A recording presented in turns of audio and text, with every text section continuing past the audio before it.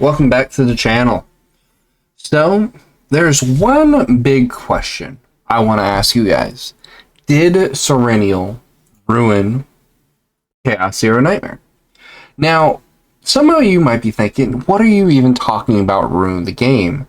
She is the best character that's come out so far. And to that response, I would definitely say, well, that might be the problem.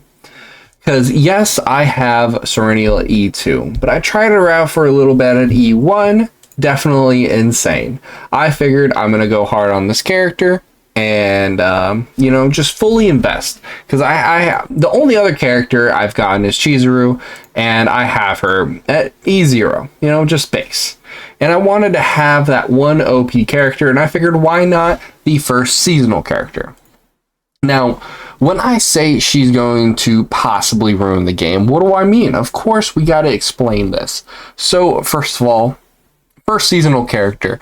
After they already announced, before the game came out, that there wouldn't be any seasonal characters, that everybody would be added to the pool and everything like that. And then they, before this character came out, they backtracked it hard, saying, well, we're actually going to have seasonal characters, just not all of them are going to be seasonal characters.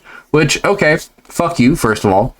But second of all, the fact that this seasonal character, Serenial, is so much more powerful than the other two characters, it's kind of insane. Like, Haru was alright, a bit ease of access, just kind of just hit things hard and do big damage. Cool.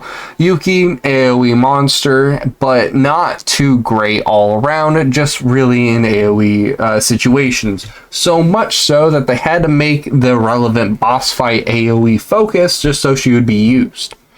And then we have Chizuru, which, is pretty good. Depending on the build, she can have either a giant one-tap melt your face off ability, or if you're like me, have a bunch of zero cost, so you kind of, kill them with 1,000 cuts type of style. Either way, pretty good. Also, when we're talking about the egos of the last characters, it's always been a damage than ease of access. Hers is just kind of like insane. So three activatable homing lasers compared to 5 is a huge increase depending on the kind of builds you have going on. Because this activates not only the permanent homing lasers, but also the temporary homing lasers. So if you have a lot of permanent homing lasers that, let's say, you either have the double hit on them, like this one, on destroy, add an extra hit. So this is a double hit. Then we got some with AP on there. So if you're activating all of these are 2 AP, 4 hit. It can get pretty nasty with what you're doing. Or you can do this one where you just add 4 homing lasers to the pile. Testing out different builds, obviously, but it can get pretty intense, activating 5 of these at the same time. But that's all right. But then we look at the second one, where not only can you flood your deck with these homing lasers, but you also get to draw cards based off the homing lasers you flood into the deck, so there's really no loss. And starting off the battle with 2 homing lasers is a lot bigger than people think. Now, these things together, each individual thing may not seem like a lot, but when you put them all together with the E1, E2, and of course, like I said, I was going all in, so I got her partner. All these things together make her an incredible monster. And like I said, even with no specialized partner, because if you're looking at partners, this partner here is amazing. A free draw 2 for 3 is crazy, honestly, on its own. So even without the partner, this is just great. It's 8% attack for shuffle damage, and then draw 2. The draw 2 alone is fantastic.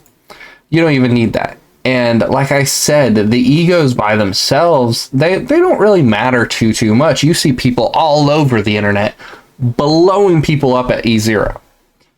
But the thing is how powerful this character is and what kind of precedent it sets for future characters.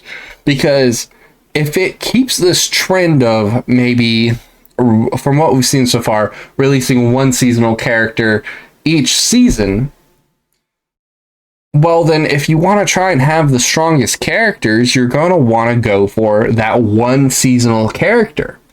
Now that we know this trend, what will happen to the other characters if we know they're not seasonal? If they continue this trend of seasonal character go brr and destroy everything, why even pull for the other characters? Even if you like their aesthetic.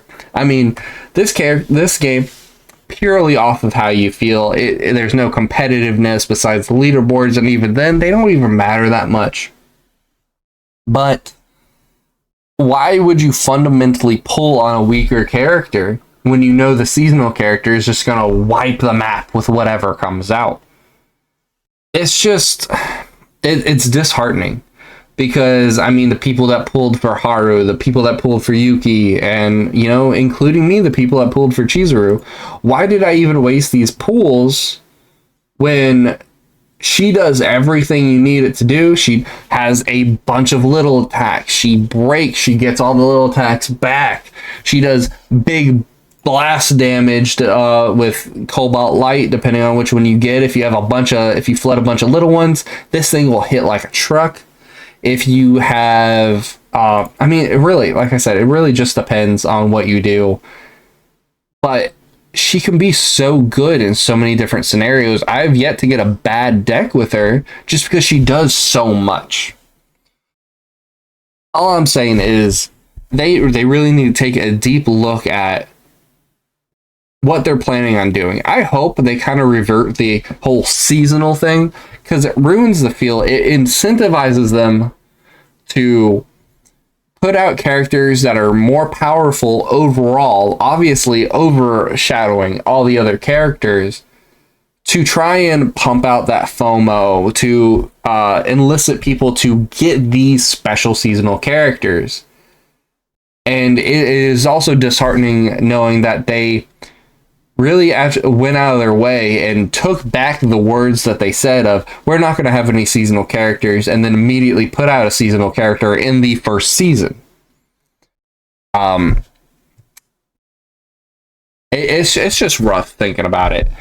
And hopefully this doesn't provide too much negative context for the future of this game, because the roadmap they put out was fantastic. It was great. It had so many positive changes coming towards the game. I just don't want things like this to bog them down.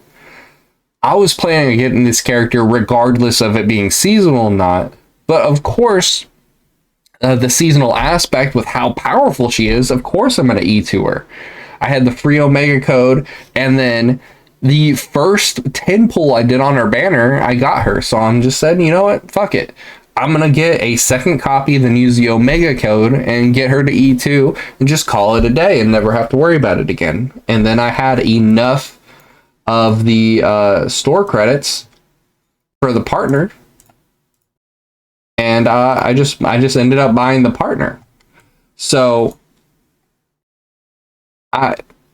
it kind of just aligned for me to do it. I didn't necessarily go too much out of my way for it. I just got lucky on the second pull, so I didn't have to overlap on it. But like I said, I just hope they don't keep that trend and put too much emphasis on the seasonal characters, because even if they don't make the seasonal characters more powerful per se, what if they just make the other characters weaker in comparison? Which will make them seem more powerful, but it won't raise the, you know, power grade or the power scaling too much. Either way, it sucks. Because you want all the characters to be, you know, good in their own aspect, but you also don't want to see them get money hungry about it.